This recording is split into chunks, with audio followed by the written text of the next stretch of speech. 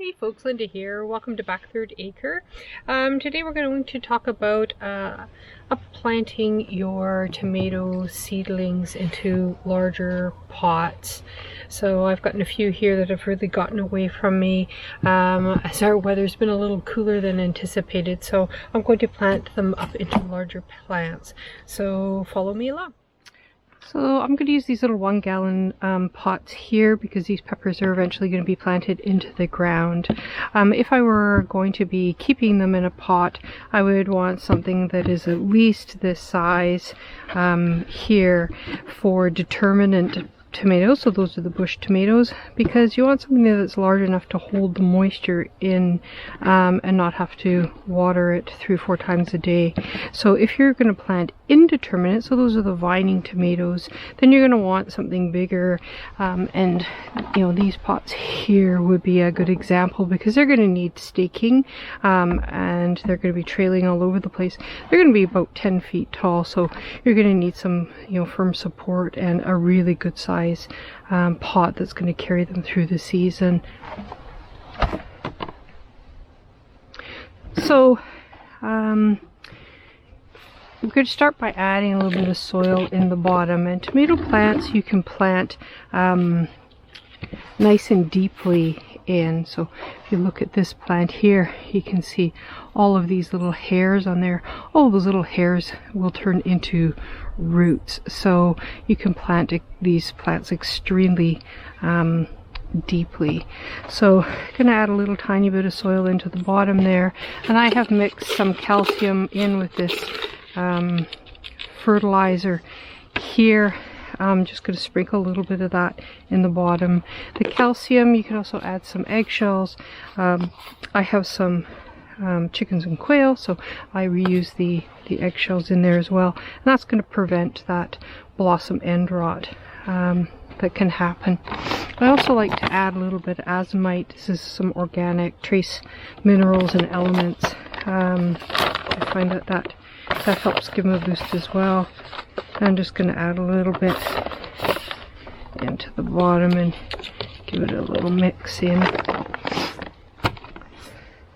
So then with peppers about this size, this is a blue boar berry from Wild Boar Farms, and just, you know, pop them out of the pot ever so carefully.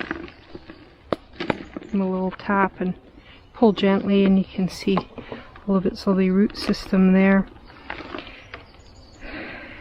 And these bottom leaves, there's some, you know, little decay happening, so we can, you know, pinch those off as well. And we're going to bury this nice and deeply into the soil. So I can take all those off. This one's got a little funky stuff going on, so we'll take that one off too.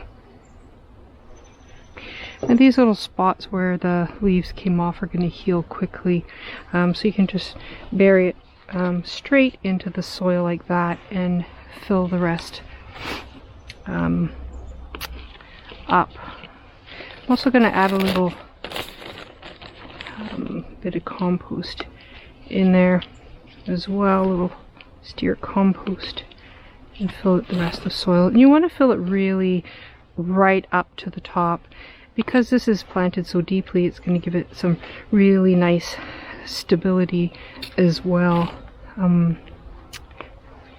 within that pot. So it's going to be able to support those tomatoes, and then be able to give it a wash, so, or a water after that. So there. So it's a nice happy plant in there right now. So there's some tricks if you're planting these ones. I'll pick my one that's gotten away the most here. This is a good example. This is a cherry tumbler, so I'll plant it right into the pot that it's going to stay in. So add a few scoops of soil for the bottom. Because it has such a large stem on it from growing inside, you know, it's going to need some fair bit of support. So a little bit of compost in there.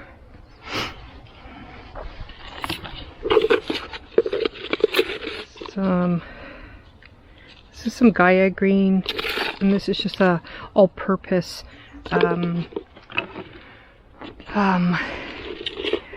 organic compost or fertilizer. It's just a 4-4-4. So keeping something that is balanced and the number is fairly low is good for seedlings. And a little touch of azomite in there as well. Just mix that in on the bottom.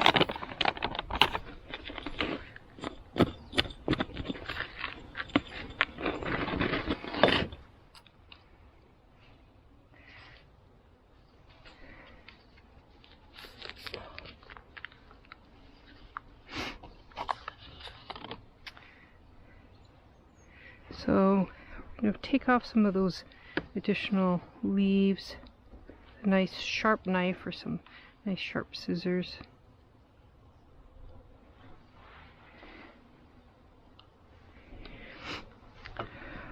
One trick that you could do with these as well is to coil them inside the pot to increase the surface area where those little hairs are starting to hit the soil. So you can curve it in like that.